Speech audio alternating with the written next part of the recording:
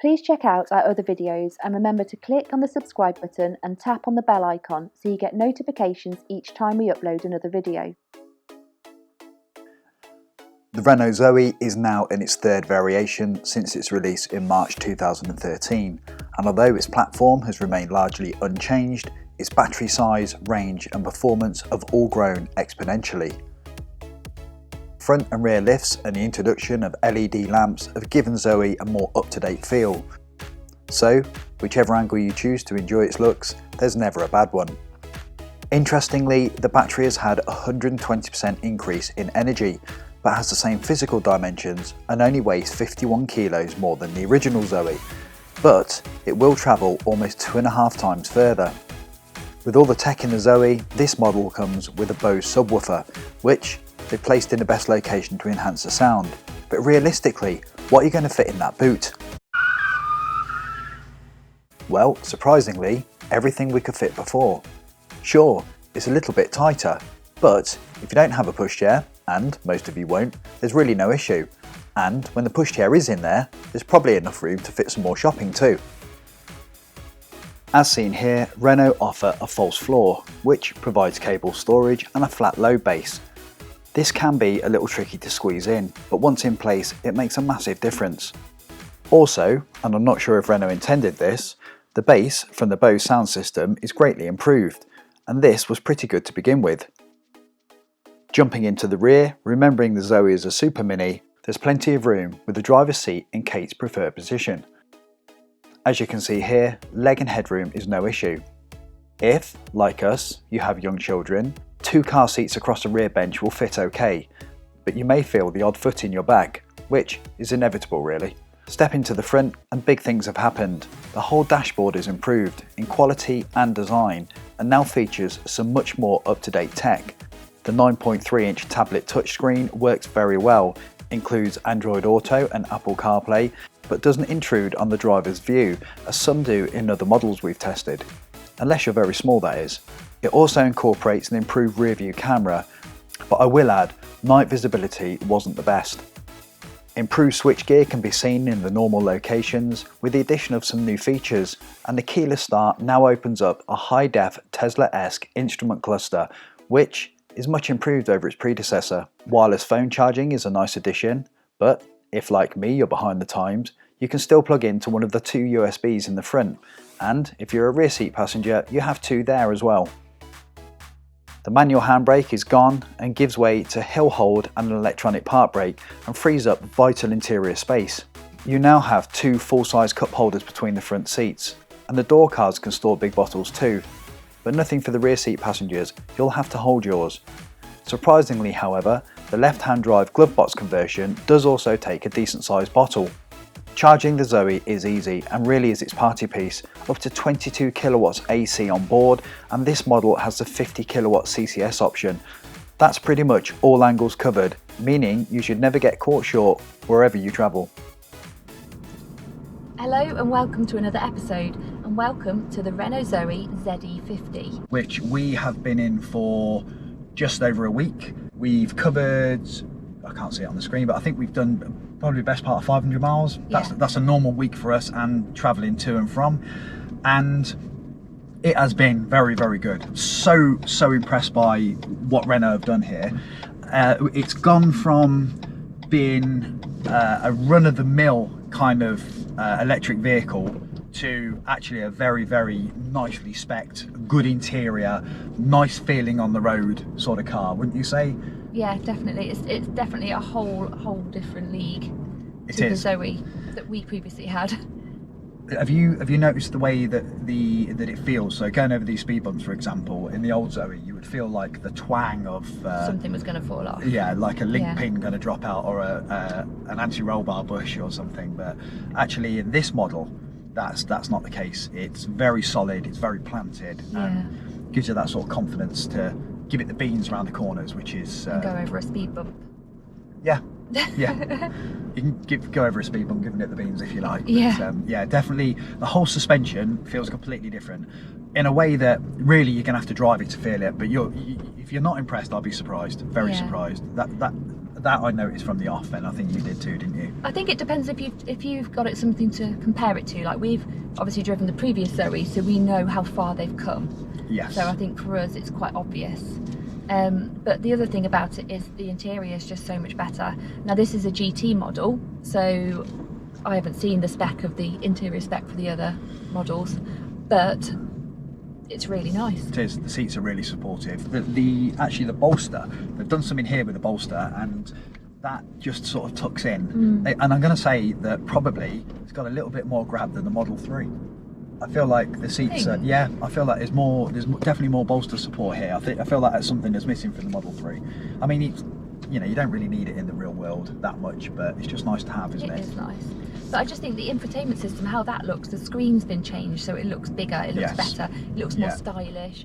The gear selector looks so much better. Like the one in our old Zoe looked like a really, really old-fashioned basic gear stick, didn't it? It did. It sort of suited the car, but it's definitely aged now, isn't it? Yeah, where dated. They definitely needed to do that, and they've done it, and it's very good. Although I was missing the park. I wanted somewhere to put it into park. Yeah, same. And I feel I'm used to it now, and I'm sure you are as well. If you take your seatbelt off or you switch it off, it drops straight into neutral. So that's where you put it, and applies the handbrake automatically. So, which is nice. Electronic handbrake, that's nice as well. The manual handbrake's gone, which it just gives it again that nice kind of feel. Across the dash, everything's soft touch. So right across here, even where the camera is, that's soft touch. Only when you go right to the very back do you get the hard plastic, which is surrounding the vent and the bit that gets the hottest. So just all the way down here, this is hard plastic. That underneath is nice. The materials are nice. It's just the interior is brilliant. Yeah, I'm gonna say really, really, very, very, very good. So only very minor things that I'd want to change.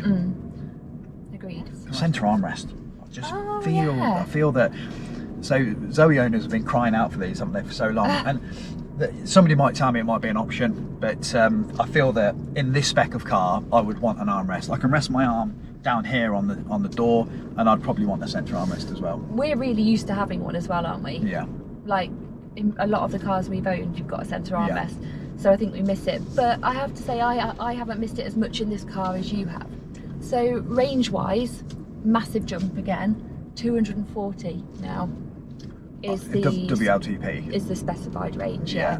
I mean, realistically, you're looking around about 200, but still, on a car of this size, I think that's fantastic. Yeah. This would also suit somebody, say like my sister, who doesn't have a drive. Yeah. And is doing a commute of what, about 25-30 miles every day. Yeah. So she doesn't have to charge it every day, because that's what's putting her off. And she wants a little car, which is the Zoe is. Yeah. Across the whole time we've had it, we've averaged 3.8 miles per kilowatt hour. And that was, we were driving here at 80 miles an hour on occasions. We were also driving at 60 on the roadworks, but by and large, I would have said the average speed was anywhere between 65 and 70 for the whole journey down here, which was 90 miles to bring it back. So it's doing well. It's doing well. You're not going to run out of range if that's what you're worried about. No. So, and if you do, well, it's your own fault. It's more than capable. Definitely, considering what was our Zoe, 80, 90 mile range? At a push, a real push. This is, again, it's another league. It is, so, it is. Well done, Menno. This is one of my cons, and that's this. Agreed. I've never been a fan of the key card, and this seems to be... Even bigger. Well, it's not bigger dimensions like that than the old key card, but it's definitely thicker. And also, they took the preheat button off, which was so useful. Do you remember? Yes. Yeah, it's a bit of a loss, that. Something else I wanted to mention was it's got like a ProPilot assist, autopilot sort of thing, and it works really well. Really impressed by it. And on the motorway down the M6, which is around where we live, I used it, and yeah, no problems at all. It doesn't have adaptive cruise control, which isn't brilliant, because it just means you've got to just cater for that when you're driving. I think as well, now they've upped the range on this. to 200 miles, 240 miles, yeah, that adaptive cruise would be really, really good, because people are going to use it for longer distances. Oh yeah, absolutely. Than before, whereas before it was a city car, wasn't it? Yes, definitely. I love the way it looks. Still, yes, I've always quite liked the Zoe. Yes, I remember when it was a prototype and we sort of saw mules driving around, and I remember thinking that's a good looking car. It's a good looking car. Well, I think this model in particular is pretty sporty looking, and you know, interior and exterior, which I think might appeal to men as well more. Yeah. You know, boys perhaps, but young men. Yeah, it's joined the sort of Clio look as well. It's joined that family, and it does look a whole lot better. They've done a very nice job. But I've always thought that the Renault Zoe styling's been good. Yeah, it's been really nice. too. Yeah, it's been a nice looking car from the beginning. Something else which I'm a bit on the fence with it, but the controls for the heater. So I like the touchscreen. I like the minimalistic of the Tesla. I like that, but I also like being able to just look down, feel the dial between my fingers, and you can just turn it, and it's easy. It's very tactile. You don't have to look, do you? Yeah. You can just reach down. Yeah, and that works well. Once you've had a few days with that, you know where you're going with it. You can direct it without looking. Okay, so price. This car comes in at 36k, which is staggering. That's very, very, very expensive. Yeah. But what I have learned is you never pay the price on the screen. So I have it written down: £3,500 government grant, another £1,000 off because Renault tend to give you £1,000 off. Then £1,800 worth of extras, a service contract, gap insurance, actually paid £29,420.99. What a difference. I know, that is huge. So have a shop around. You can beat dealers off against each other if you want to, and say, well, you know, this dealer's doing this, you know, they're in competition for your business, remember that, but you can get a good deal if you want. And actually 36 grand, I would say not a chance. 29.5 grand, I'd say yes, thank you very much. There aren't many car dealerships car dealers that you can actually haggle with to that extent either. No. So that's quite impressive. Remember, this one is absolutely top of the range. It's got everything on it. 50 kilowatt DC rapid charging.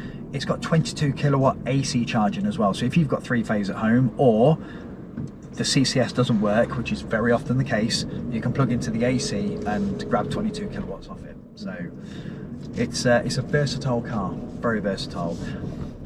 I'm gonna say that anybody who buys one of these is going to be very, very, very happy with it. So what's the power on it? What would you say, BHP? Well, the BHP figure on electric cars is a bit of it's a bit of an odd one, because actually the bit that gets you going is the torque, and I don't know what that is. I don't know. But it's nippy. Yes, it is. It's I mean, it's not gonna beat, you know, supercars, but it's going to beat most cars. And especially at the traffic light Grand Prix, when you put your foot down, it pulls, and it does this thing where it pulls and then it pulls again. It's got like 2 stages of pull. We've had something else like that. I can't think what it was. The Peugeot E208 did the same thing. Gets to about 50 and then you get another kick. And yes, it's so plenty of power as well. You're not going to go. What's the word? Without. No. You're not going to go without with the power. Now here's where I've been comparing this. I always compare it against other EVs, and I'll be honest, I would take this over any of the other Zoes for obvious reasons, but I'll take it over a 40 kilowatt hour Leaf. Yeah, I would. I'll take it over a 62 kilowatt hour Leaf. Oh. I would. It hasn't got quite as much grunt as the newer Leaf, but it's got better range. Yeah. And I feel that this whole setup here is just much more usable. Yeah, it is. The Leaf is just, it's clunky, and well, it's a bit outdated, isn't it? It's a bit 1950s, where this is it's up to speed. It's got everything on it. It just works well. And you know, tech is what sells cars. But you probably want to be looking at this. If you're considering this between another EV, great, you know, do your homework and get it. But I would be looking at this if I was looking at getting a Clio, something that size of a petrol or diesel version, because this will save you an absolute arm and a leg on fuel. Definitely. I'm going to tell my sister about this car. Yeah, 0 tax, insurance pretty much the same depending on your circumstances, but the fuel savings over this on a diesel Renault Clio or a petrol Renault Clio are just going to be phenomenal. Yeah. And this, I think this drives better. Yeah, it's really nice. I do. I think we're about there, aren't we? I think we're done. Yeah, I think so. If there's anything we've missed, then please ask, and we'll try and answer your questions as best we can. We actually have access to this car, so we can get to it if anybody needs to know anything about it. So yeah, we can. Thanks for watching. Don't forget to like and subscribe, and follow us on Twitter @Cape Phantom, and we'll see you again soon with another episode.